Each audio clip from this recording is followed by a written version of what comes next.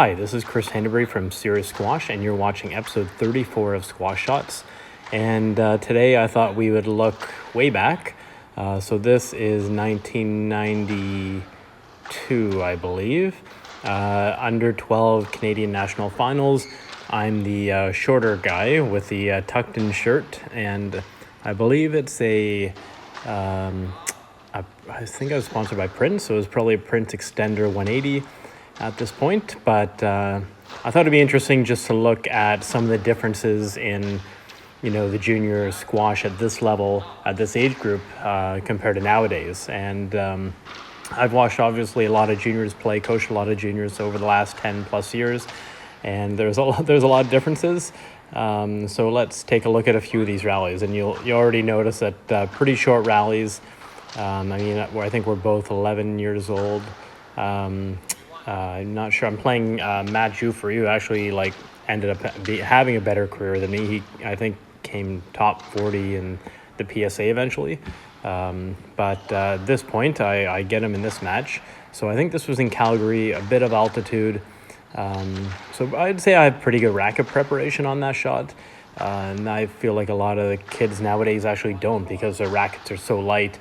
The swings are so wristy that they don't really need to get their racket up to generate power. So that's probably one of the biggest differences. Noticeably pretty early here.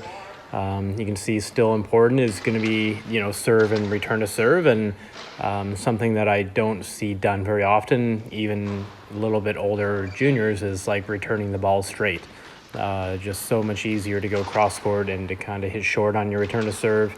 So we'll see if that's kind of a trend at this time back in this day and age. But still, you can tell some of the rallies I've won so far have just been, a trickle boast here, a couple of volleys. I think volleying was definitely one of my my kind of strengths at this point.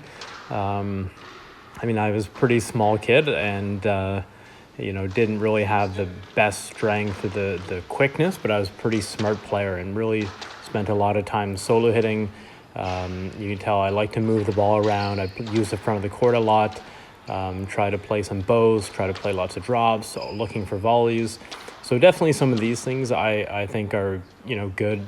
They still kind of are, a little absent in some of the juniors, but the top juniors today, even this age, 10, 11, 12 years old, have this, and I think they would definitely have more power, although their racket's not 180 grams, and they definitely had a lot more coaching. I think that's something that's, back then I think about what I did in my training, and it was a lot of solo hitting, a lot of three-corner courts. I'd play leagues and stuff.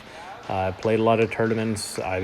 But for drills, it was I would do the Nick game and both drive. There wasn't a lot of coaching at tournaments, even between games here at nationals. I know Rob Brooks was here, but I don't remember if he coached me between my matches. I don't remember normally getting much advice between games, and I remember not really wanting to hear it, even if it was somebody trying to kind of give me a few pointers. I didn't like losing, so it kind of very closed mind when things weren't going well, and that's something I think that's changed a lot more nowadays. Juniors are learning how coaching can help them, and focusing on the process and trusting the process. I think that's a really important part, I feel, as a coach now, and I wish I had that access when I was younger, but it's a lot different. I think they're just got nicked in eye guard, so that probably would have been a stroke. But I guess maybe the rules are a little different back then. So you can see I'm still going for a lot of boasts. That's one of my more attacking shots. I won a lot of tournaments. I'd say more with the trickle boast, but at this age, when something's working, you just keep doing it over and over and over. I think when you're this size, if you can have a shot that's kind of deceptive, or there just a simple volley, the court plays so big, it's hard to really cover the whole court. So that's game one. I don't think, just because the recording quality from this day and age isn't the greatest, I thought it would be good just to watch maybe the one game.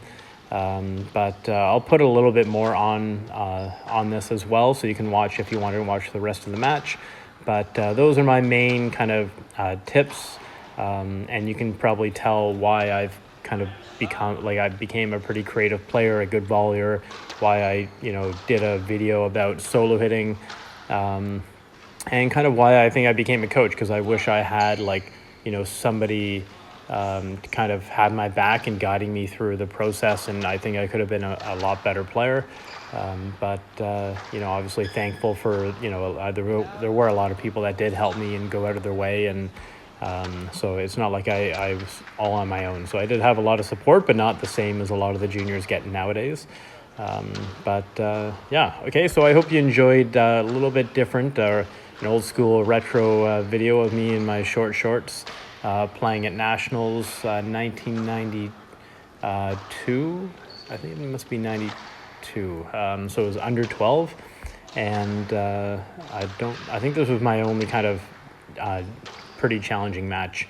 The year after, I think I missed Nationals, and then the year after that, I actually have my semifinal match on film as well, and I lost to a much taller boy, but it was pretty close. So I lost in the semis. I think I finished third that year. So I hope you enjoyed this episode of Squash Shots, and if you enjoy junior squash, or you are a junior, or you have a child that plays squash, maybe they'd be interested in hearing this, and that you'll think about joining me next week for Squash Shots episode 35. Thank you.